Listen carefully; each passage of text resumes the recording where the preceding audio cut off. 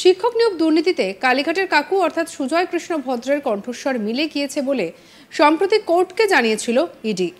আদালতের রিপোর্ট জমা দিয়ে ইডি দাবি করেছে তাদের সন্দেহই ঠিক। এরপর শনিবার 27 এপ্রিল 7 সকালে প্রেসিডেন্সি জেলে গিয়ে কালীঘাটের কাকুকে নতুন করে জেরা করল কেন্দ্রীয় তদন্তকারী সংস্থা সিবিআই। আর এই জেরার পরই কালীঘাটের কাকুকে নিয়ে নতুন করে জল্পনা একেবারে উস্কে গিয়েছে। তবে সূত্রের খবর, এদিন অন্য একটি তথ্যের ভিত্তিতে সিবিআই অফিসাররা জেরা করেছে কালীঘাটের কাকুকে। সম্প্রতি জেলবন্দি প্রাক্তন শিক্ষামন্ত্রী পার্থ চট্টোপাধ্যায়ের এক ঘনিষ্ঠকে সিবিআই জেরা করেছিল। সেই জেরায় বেশ কিছু গুরুত্বপূর্ণ তথ্য উঠে এসেছিল। এমনকি নিয়োগ দুর্নীতিতে ধৃত অয়নশীল পার্থ চট্টোপাধ্যায় ঘনিষ্ঠ এই ব্যক্তিকেই বিপুল পরিমাণে টাকা দিয়েছিল বলে সিবিআই সূত্রে দাবি। তারই ভিত্তিতে এবার কালীঘাটের কাকুকে জেরা করেছে সিবিআই। সিবিআই সূত্রে খবর, নিয়োগ দুর্নীতি নিয়ে এই মামলায় জেলবন্দি অয়নশীল এবং তৃণমূলের বহিষ্কৃত নেতা শান্তনু বন্দ্যোপাধ্যায়কেও জেরা করেছে সিবিআই অফিসারেরা। আর এ নিয়ে আমাদের কলিগ রাজেশ সাহারকে রিপোর্ট দেখাবো। কালীঘাটের কাকুর বিপদ কি আরো বাড়তে চলেছে? প্রশ্ন উঠছে তার কারণ গতকাল শনিবার প্রেসিডেন্সি জেলে গিয়ে তাকে আরো এক দফা জিজ্ঞাসাবাদ করে এসেছে কেন্দ্র তদন্তকারী সংস্থা সিবিআই। শনিবার সকালবেলা প্রেসিডেন্সি জেলে গিয়ে বিচার বিভাগীয় হেফাজতে থাকা কালীঘাটের কাকু বা সুজয় কৃষ্ণ ভদ্রকে নিয়োগ দুর্নীতি মামলার সূত্রে তাকে জিজ্ঞাসাবাদ করেছে সিবিআই। শুধু কালীঘাটের কাকুই নয়, আরও কয়েকজনকে জিজ্ঞাসাবাদ করা হয়েছে, যাদের মধ্যে রয়েছে প্রমোটার অয়নশীল, অন্যতম প্রভাবশালী প্রমোটার, শাসক দল ঘনিষ্ঠ প্রমোটার যাকে ইডি গ্রেপ্তার করেছিল নিয়োগ দুর্নীতি মামলায়, সেই অয়নশীলকে জিজ্ঞাসাবাদ করা হয়েছে। অয়নশীলের পাশাপাশি কুন্তল ঘোষ এবং শান্তনু ব্যানার্জির মতন বহিষ্কৃত তৃণমূলের যুব নেতাদেরকেও কিন্তু জেরা করেছে সিবিআই।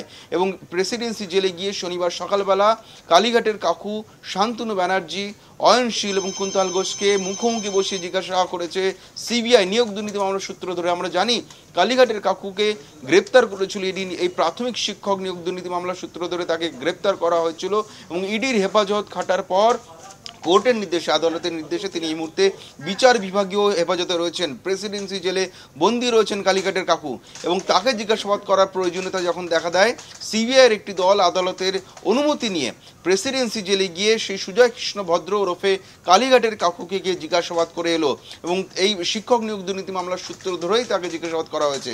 আমরা জানি ইডির হাতে গ্রেপ্তার হওয়ার আগে তার বাড়িতে কিন্তু সিবিআই তল্লাশি অভিযান চালিয়েছিল। বেহালাতে তার যে বাড়ি রয়েছে, রাধারানী নামে তার যে বিলাসবহুল বাড়ি রয়েছে বেহালাতে, সেই বাড়িতে কিন্তু ইডির গ্রেপ্তারির আগেই সিবিআইয়ের দল পৌঁছে গিয়েছিল।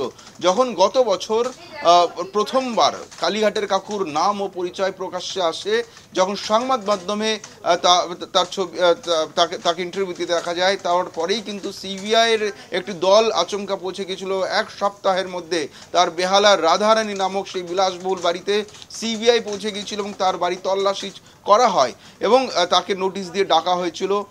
নিজাম প্যালেসে তাকে তলব করেছিল সিবিআই এবং নিজাম প্যালেসে তাকে জিজ্ঞাসাবাদ করা হয়েছিল। তার কয়েকদিনের মধ্যে কিন্তু ইডির তরফে তাকে ডেকে পাঠানো হয় সিজিও কমপ্লেক্সে এবং আমরা দেখেছি সেই একই কনফিডেন্সে ভরপুর কালীঘাটের কাকু পৌঁছে গিয়েছিলেন সল্টলেকে সিজিও কমপ্লেক্সে ইডির পূর্বাঞ্চলীয় দপ্তরে এবং তিনি ঢোকার সময় সংবাদ মাধ্যমকে যথেষ্ট কনফিডেন্সের সঙ্গে তিনি বলেছিলেন তিনি বেরিয়ে এসে তিনি জানাবেন বা কথা বলবেন, যদিও সেই বেরোনো আর হয়নি। তার কারণ সেই দিনই 11 ঘন্টা পর তাকে গ্রেপ্তার করা হয়।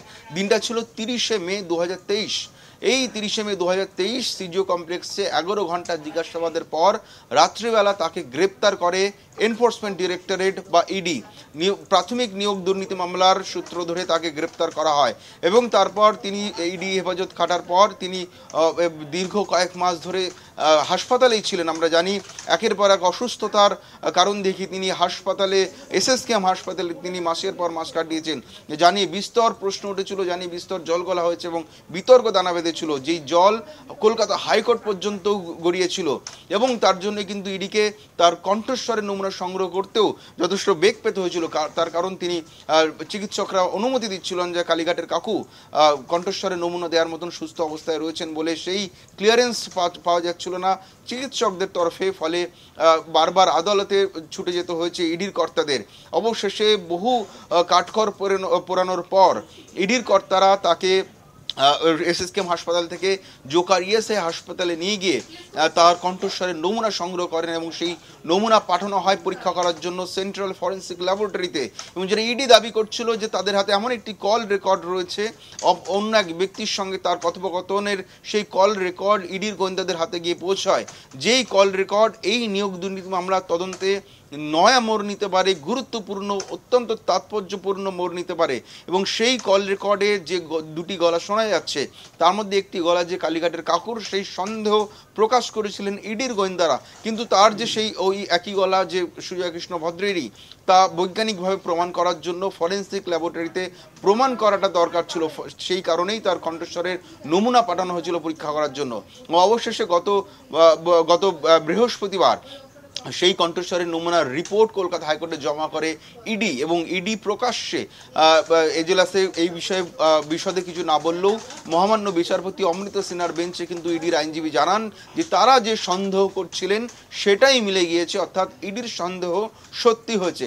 ফলে এর থেকে ইঙ্গিত স্পষ্ট যে ওই দুটি কণ্ঠস্বরের মধ্যে যে একটি কালীঘাটের কাকুর, সেই বিষয়ে কিন্তু ইঙ্গিত মিলেছে ইডির কথাতে। এরপরেই কিন্তু এই কালীঘাটের কাকুর ভবিষ্যৎ কী হবে তা নিয়ে যথেষ্ট প্রশ্ন উঠেছে।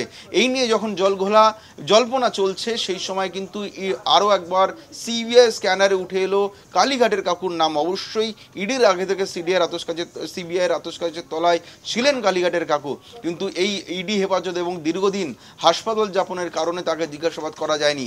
কিন্তু এই মুহূর্তে আদালতের নির্দেশে বিচার বিভাগীয় হেফাজতে রয়েছেন কালীঘাটের কাকু, অর্থাৎ প্রেসিডেন্সি জেলে তিনি বন্দী রয়েছেন।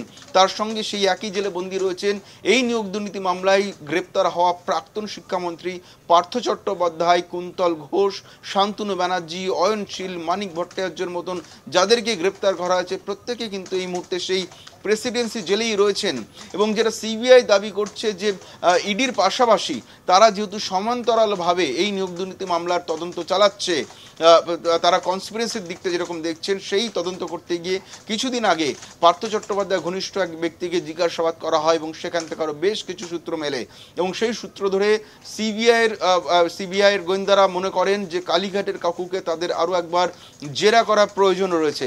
কিন্তু কালীঘাটের কাকু যেহেতু রয়েছেন প্রেসিডেন্সি জেলে বন্দী, সেক্ষেত্রে আদালতের অনুমতি প্রয়োজন। এবং সেই অনুযায়ী গত বুধবার কলকাতায় যে সিবিআই স্পেশাল কোর্ট রয়েছে, ব্যাংশাল কোর্টে বা নগর দায়রা আদালতে, সেই আদালতের বিচারকের দ্বারস্থ হয়েছিলেন সিবিআই স্পেশাল ম্যাজিস্ট্রেটের দ্বারস্থ হয়েছিলেন সিবিআইয়ের গোয়েন্দারা। এবং কালীঘাটের কাউকে জেলে গিয়ে জিজ্ঞাসাবাদের অনুমতি চাওয়া হয় এবং আদালত সেই অনুমতি মঞ্জুর করার পরেই আমরা দেখলাম গতকাল শনিবার সকালবেলা প্রেসিডেন্সি জেলে পৌঁছে যায় সিবিআইয়ের একটি দল। সঙ্গে রাখুন আজ তাক বাংলাকে, সাবস্ক্রাইব করতে ভুলবেন না।